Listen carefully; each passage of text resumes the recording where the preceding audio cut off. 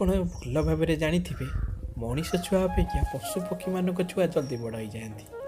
ନା ତାଙ୍କର କେୟାର ନେବାକୁ ପଡ଼େ, ନା କିଛି ଟ୍ରିଟମେଣ୍ଟ କରିବାକୁ ପଡ଼େ, ଅଟୋମେଟିକ୍ ସେମାନେ ବଡ଼ ହୋଇଯାଆନ୍ତି।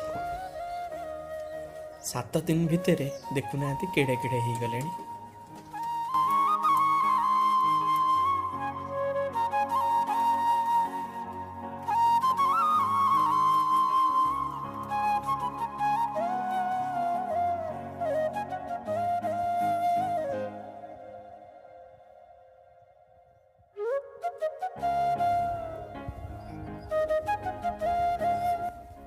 ମା ସେ ଆମ ମା ହଉ କି ପଶୁପକ୍ଷୀମାନଙ୍କ ମା ହଉ, ଦେଖୁନାହାନ୍ତି ଏମାନଙ୍କୁ ବାହାରେ ଦେଖି ତା ମା କେମିତି ଅସ୍ତବ୍ୟସ୍ତ ହୋଇପଡ଼ୁଛି।